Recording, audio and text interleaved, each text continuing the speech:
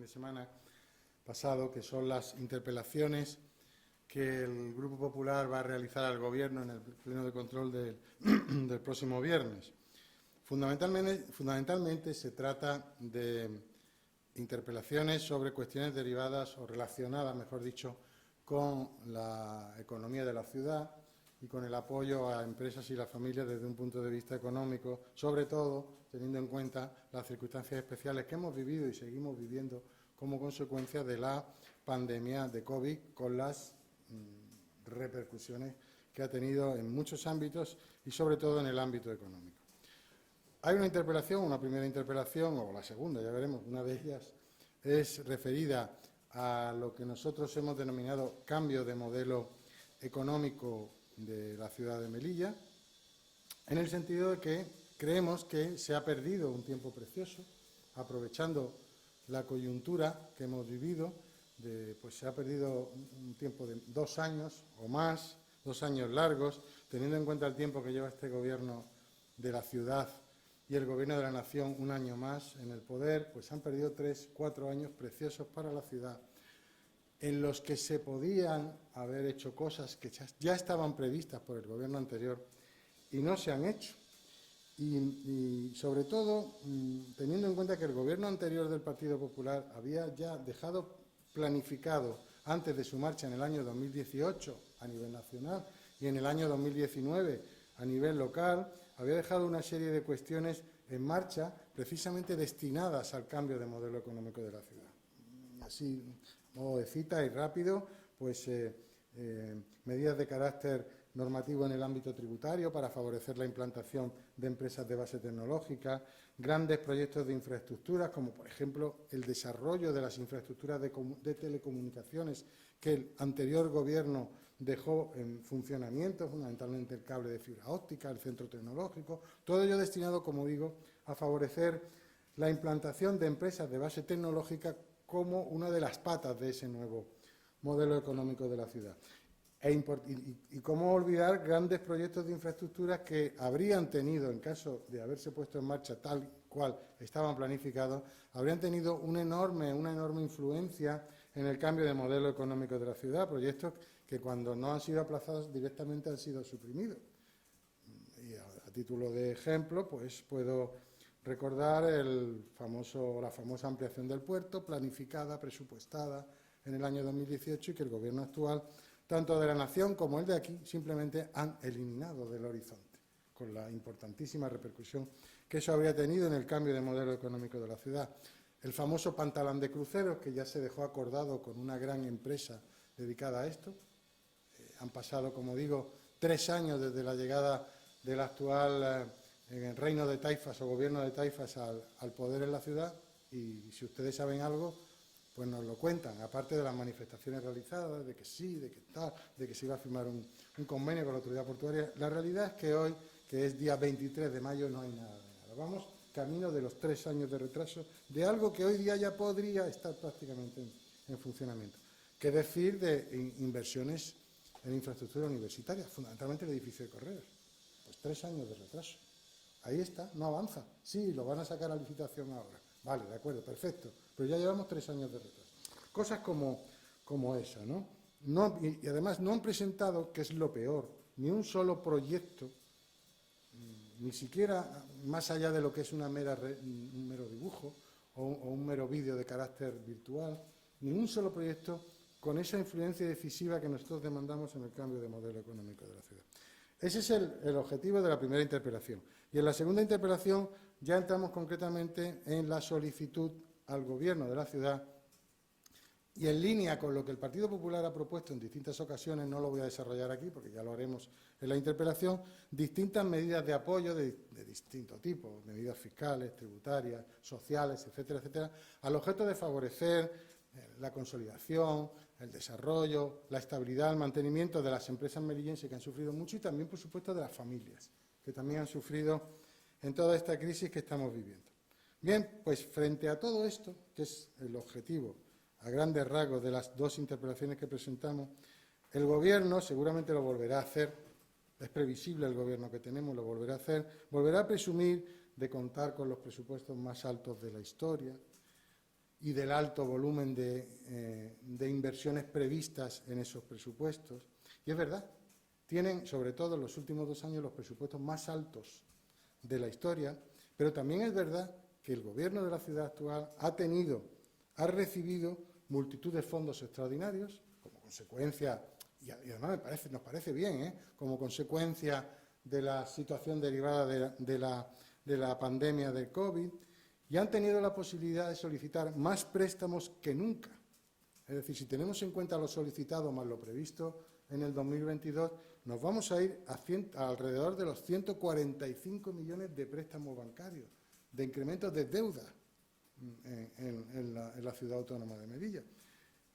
Tras, también hay que decirlo, las facilidades que han tenido por la desaparición de las distintas restricciones que antes había y que el Gobierno anterior sufría, porque estábamos supuestamente en una situación de crisis, ¿no?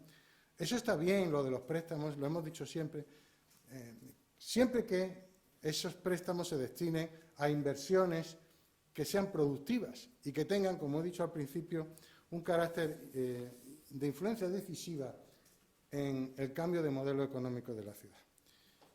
Pues ni eso tampoco, y lo dijimos en distintas ocasiones a lo largo de los distintos debates presupuestarios. Pero la reflexión a la que quiero llegar, y con eso voy terminando la rueda de prensa, es de qué nos sirve que nos presenten, por ejemplo, en la pasada liquidación del presupuesto del año 2021, unos datos, abro comillas, cierro comillas, estupendos, lo digo estupendos entre comillas, de superávit, de remanente, unos datos magníficos.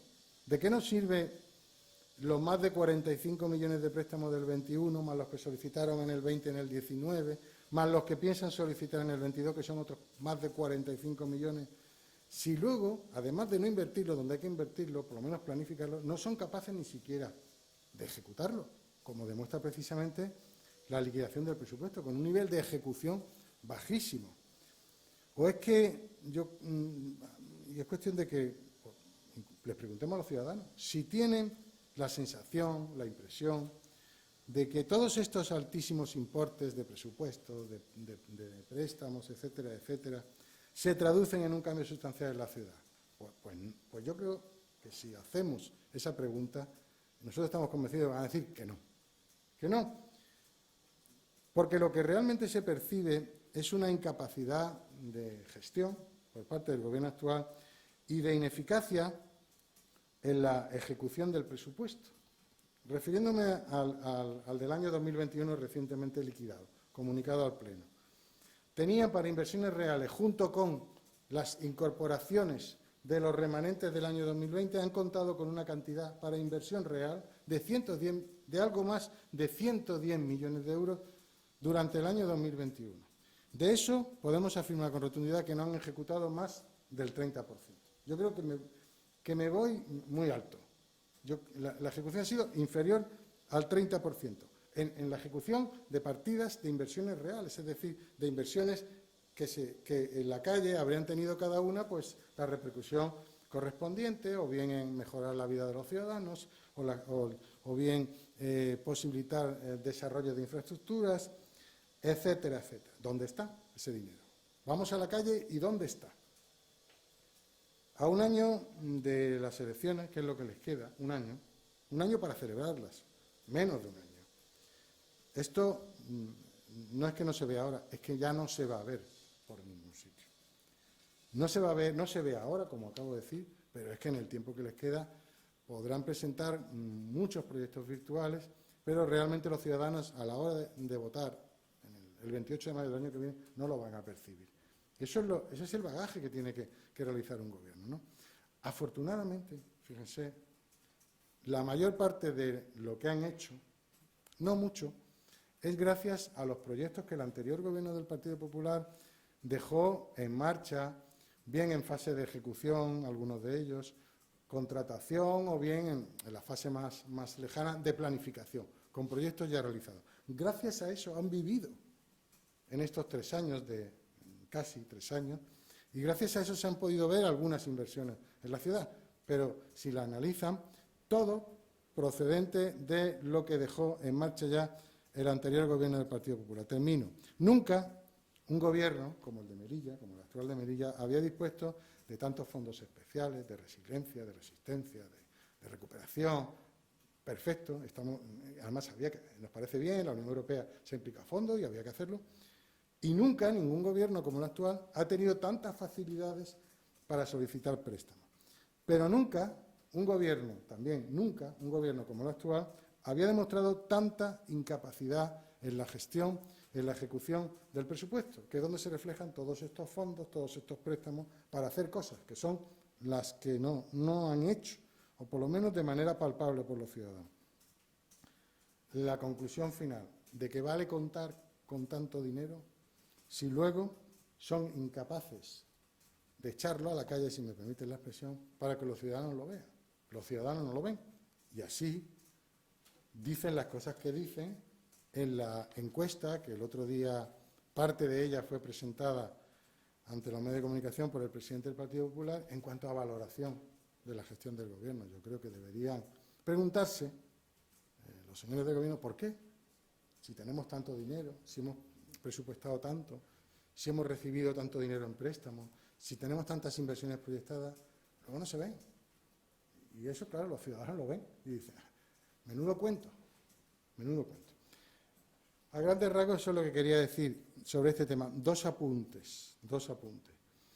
Entre hoy y mañana, seguramente mañana, vamos a presentar una moción para, y sobre todo teniendo en cuenta, aunque es un tema relativamente menor, está produciendo mucha indignación en los ciudadanos, que es el tema de los gastos que les están suponiendo a muchos ciudadanos consumidores de comercio electrónico, los gastos que por parte de la entidad, del organismo oficial de correos, están sufriendo, se están cobrando por parte de este organismo en la gestión del cobro del IPSI, etcétera, etcétera, que en algunos casos supera incluso el valor de la mercancía que se tiene que recibir. Eso es un disparate y vamos a presentar una moción para que el Gobierno adopte las medidas que tenga que adoptar para solucionar este problema que, como digo, puede ser un tema menor, pero es un tema que está produciendo bastante indignación en los ciudadanos.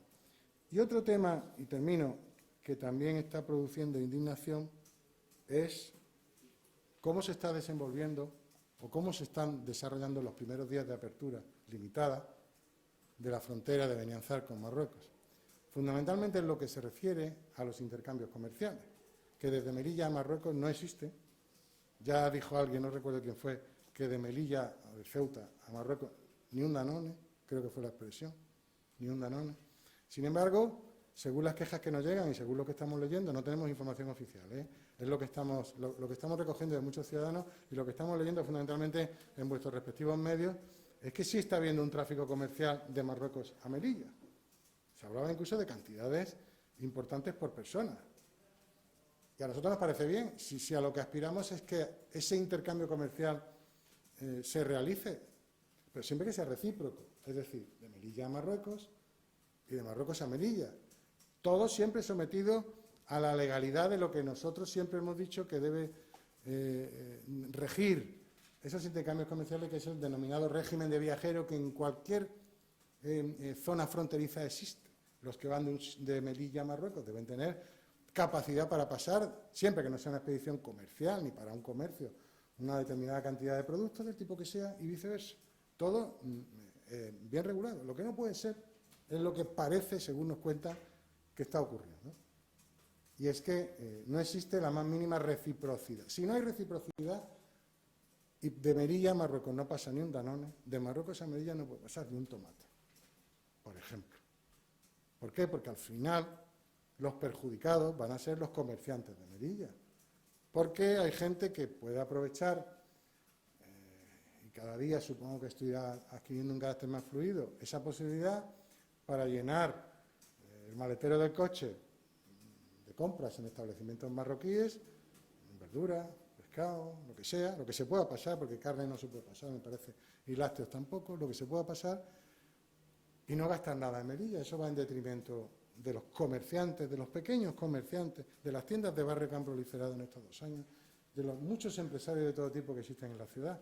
Si existe reciprocidad, pues es evidente que debemos adaptarnos y somos los primeros. Pero si no existe reciprocidad, ni un Danone para allá, ni un tomate para acá.